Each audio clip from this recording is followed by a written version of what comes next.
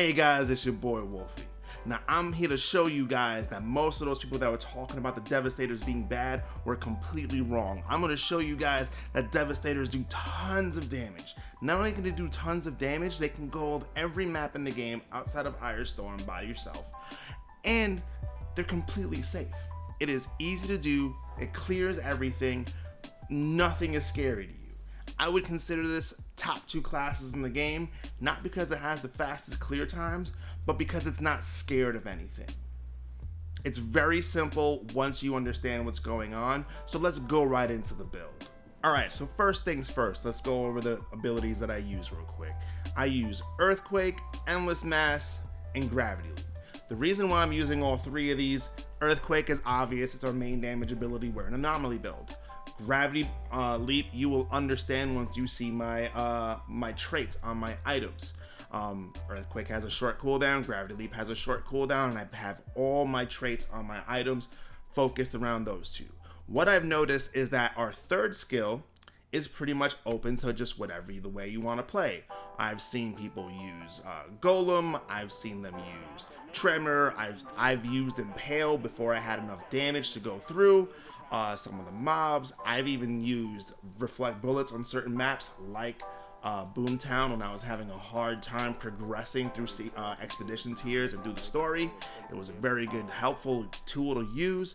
But what I ended up noticing is as I got to almost max gear, damage wasn't a problem, survivability wasn't a problem, and my biggest issue was getting units that were too spread out closer together.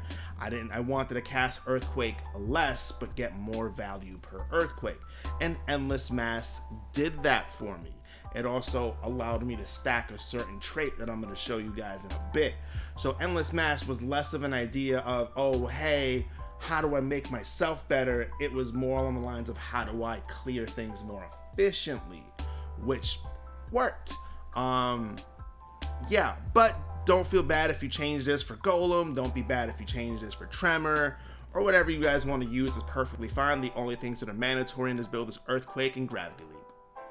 So now let's go over the skills. We are an Anomaly build, so we're going the seismic route, right?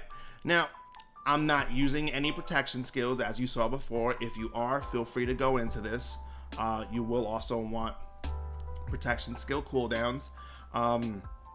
Since I'm not, I can just take everything. I can just take bleeds, I can take all the extra resistance piercing. This is my sustain ability, using the bleed damage to sustain, extra armor just to make sure I don't die, and I just pretty much picked up everything. I don't ever melee because I don't have to unless I'm just applying the bleed. I'm not doing it for damage. Again, I have enough damage that I don't have to melee.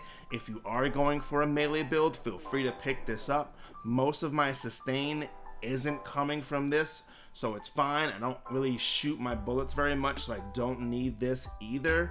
Again, don't really use firepower. I'm not really using bullets very much. I'll explain that in a little bit, so I don't need any of this stuff. If you want to shoot bullets, if you want to focus around using your defense, if you want to focus on melee, by all means, you can use this same build and go into that also, because it's all Anomaly builds.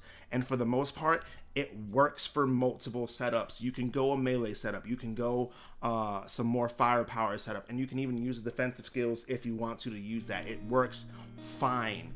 I just min-maxed what gear I got and what I was doing the way that I did. Do not be afraid to experiment based on your gear level or whatever. This is just a template to use when you get what you might consider best in slot. So while I go over the traits, I'm just gonna let you guys watch the gameplay so you guys can see how well this build performs in the game, so you get an idea if you want to play it or not, right? So first and foremost, the item that you want first, it's easy to get. You can literally just go to Tiago. You want to buy the Juggler. And the reason you want to buy the Juggler is because you want to get Scrap Grenade. Scrap Grenade is awesome because the Juggler has a short reload time. It does 226,000 anomaly damage, which you're already building resistance penetration for. And you're going to be getting things that like increase damage by a percentage, either from bleeds, from your abilities, whatever it may be. This damage is going to increase based on your traits, which is fantastic. So it does a lot more than 226,000. I have it at an average of like 500, 700K, and then it peaks at like 1.2, 1.5 mil, and it's an AoE. It's awesome. Very cheap, very easy to get, attainable by everyone. This is gonna be your main weapon the entire game, so it's great that it's easy to get. Next things we want to focus on, these are things you're going to be focusing on while leveling and even progressing through the expedition tiers. You want Bloodshot, which makes Earthquake apply bleeding effect.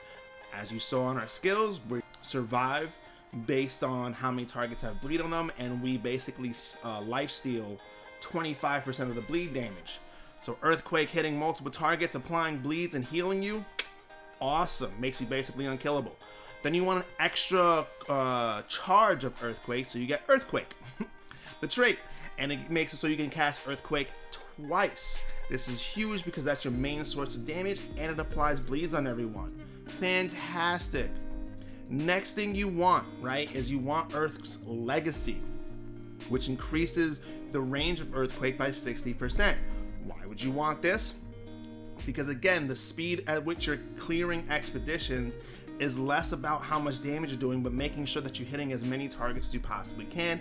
And it also gives you a nice way to kite and even avoid damage because Earthquake goes through walls. So you're ever in a pickle, or you're ever dying, or you're ever like having a problem even progressing, you can hide behind walls and hit the entire room while taking 0 damage.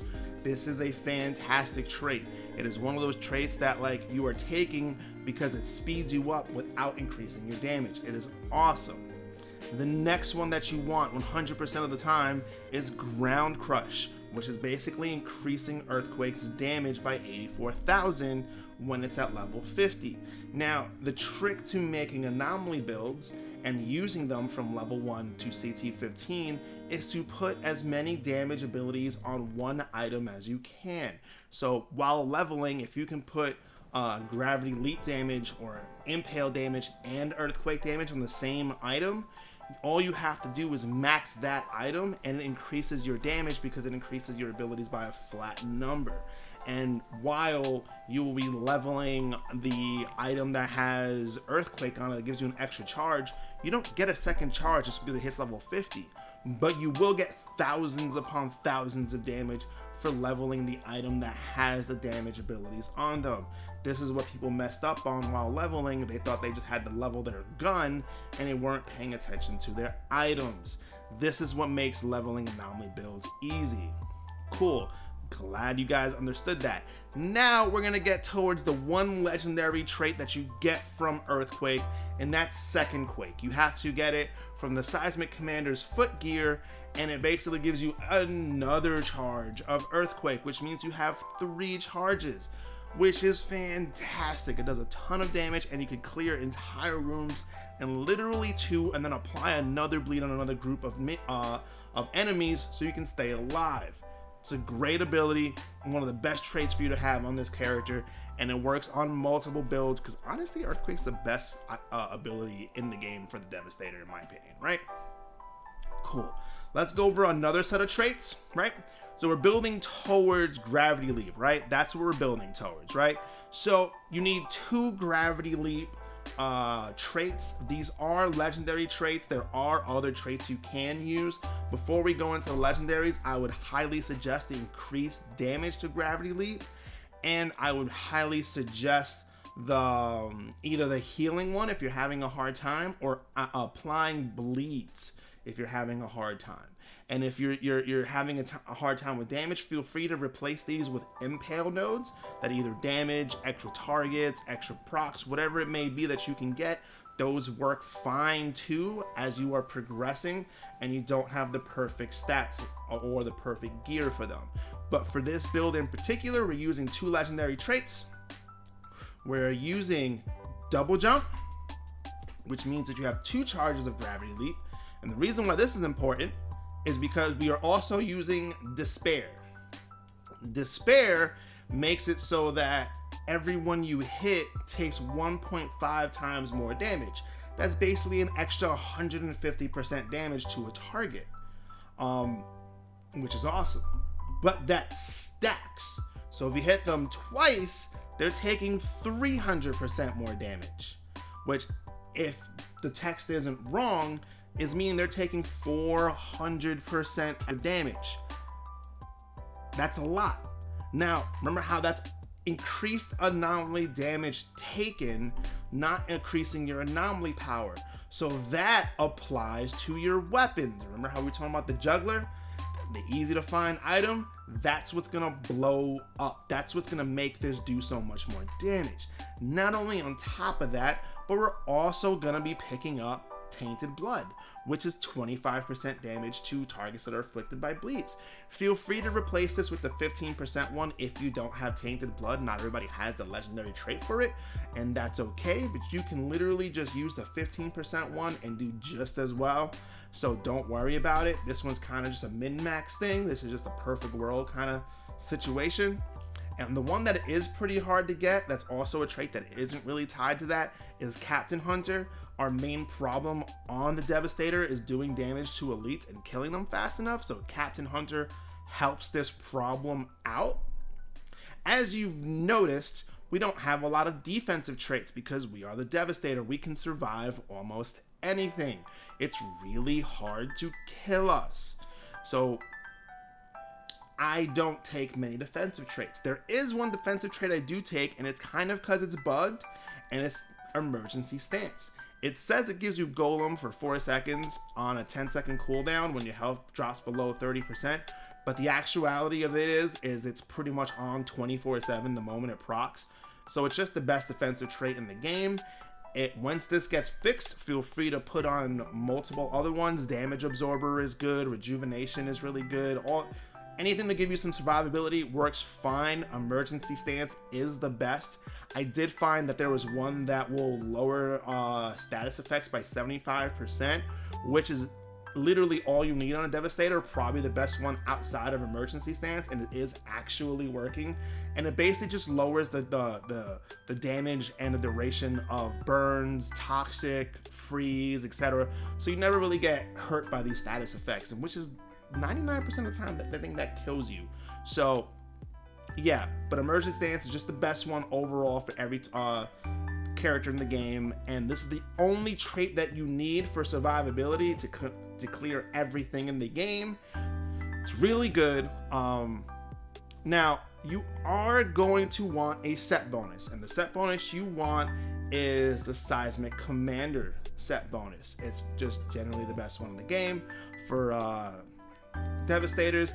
Increase damage towards enemies affected by bleed by 50%. Again, that increases your gun damage, your little anomaly power from Scrap Grenade. Blows it up. It is fantastic. Another good thing that you need. If you want to know my opinion on the best in slot pieces of gear for that, it would be helm, chest, and pants.